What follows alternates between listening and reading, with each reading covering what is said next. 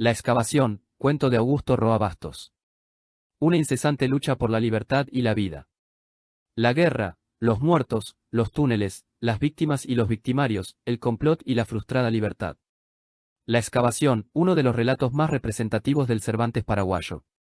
Por Fernando Ciel. El texto elegido para el análisis literario pertenece al escritor paraguayo Augusto Roa Bastos, Asunción, Paraguay, 13 de junio de 1917, idem, 26 de abril de 2005.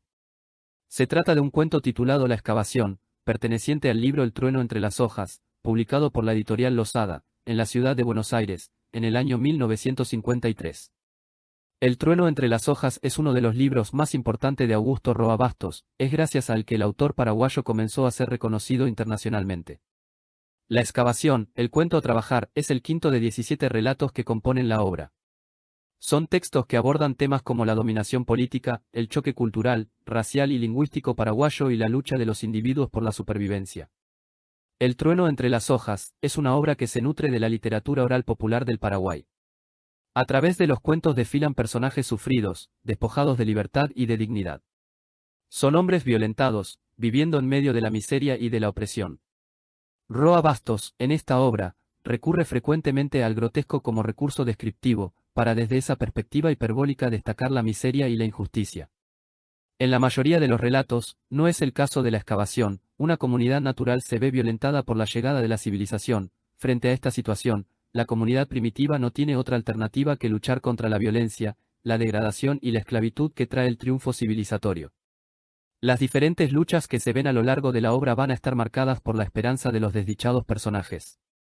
En la excavación, un recluso llamado Perucho Rodi, que vive junto a casi un centenar de presos en una celda, se encuentra prácticamente muerto en vida, llevando una existencia miserable. El relato, que hace referencia tanto a las guerras intestinas paraguayas como a la guerra del Chaco y que muestra las condiciones paupérrimas de la vida carcelaria paraguaya, tiene como tema central la lucha agónica de Rodi por lograr la libertad y con ella, la vida. La voz del narrador omnisciente es la que marca la estructura del relato. Comienza la narración en el presente de la acción y luego hay dos analepsis, retrospectiva, una para referirse a las crueles condiciones de vida de los reclusos de la celda 4, Valle I, y otra que se centra en la operación militar llevada a cabo por el protagonista en la guerra del Chaco. Líneas generales del argumento. Un excombatiente de la guerra del Chaco, de nombre Perucho Rodi, se encuentra hacinado con otros presos en la celda 4, Valle I, un lugar que en situaciones normales solo hubiera contado con 8 reclusos.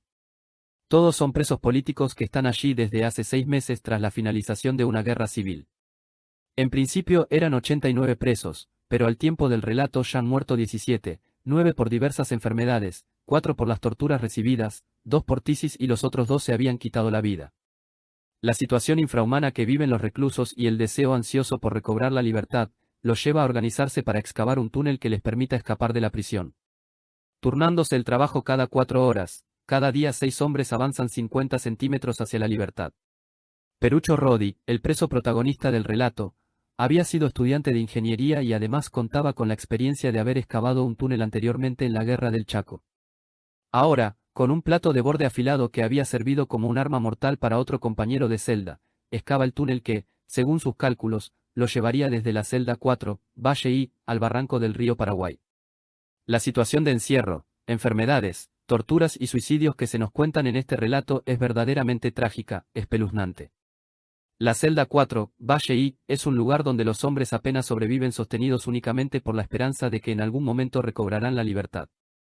Al momento de la narración, han pasado 4 meses de asfixia y trabajo duro, faltan solo unos 5 metros para terminar el túnel, unos 25 días de trabajo.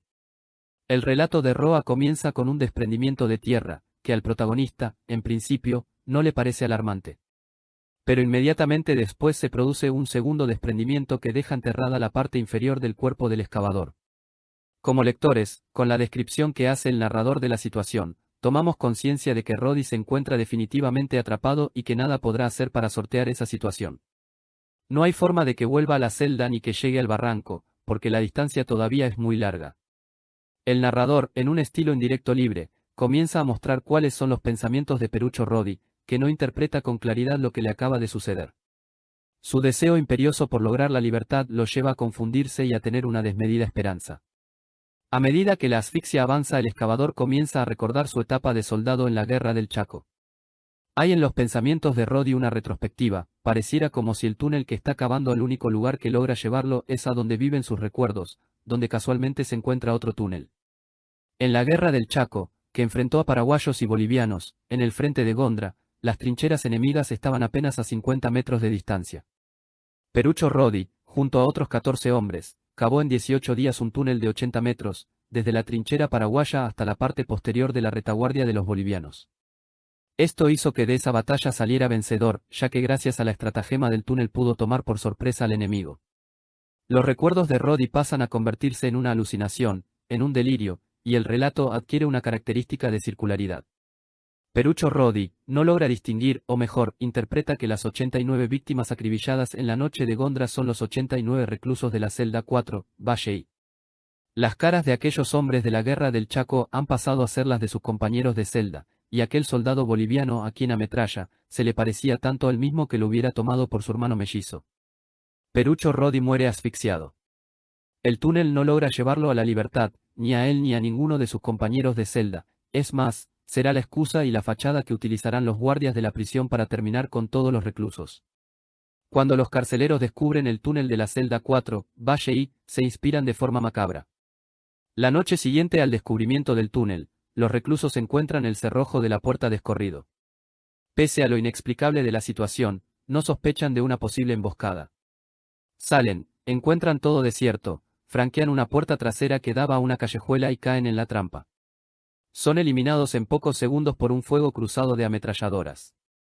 Es una muerte similar a la que sufrieron los bolivianos del frente de Gondra a manos de Roddy y otros soldados paraguayos.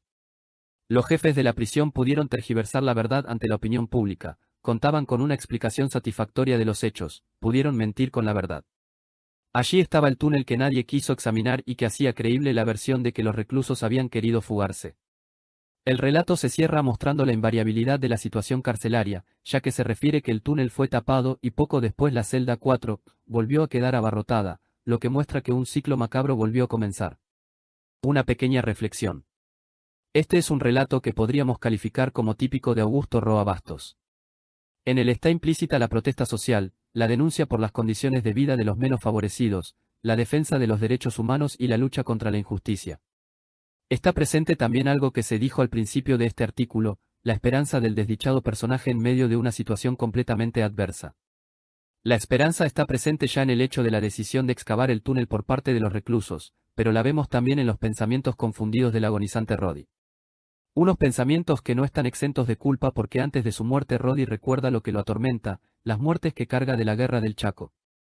La genialidad de Roa está en el juego que establece entre pasado y presente a través de los pensamientos de Perucho Roddy. Este recluso, que se encuentra en el presente de la narración en una situación infrahumana y que es víctima de abusos e injusticias, en el pasado fue el victimario de 89 bolivianos a quienes masacró mientras dormían. Visto de esta forma, él también resulta un traidor de la fraternidad humana, por eso se siente culpable. Por eso los 89 rostros de los soldados bolivianos del pasado, pasan a ser los 89 rostros de los reclusos paraguayos del presente, incluido el propio Perucho Roddy, que se ve reflejado en aquel soldado enemigo a quien abatió con su ametralladora en la noche inolvidable del frente de Gondra.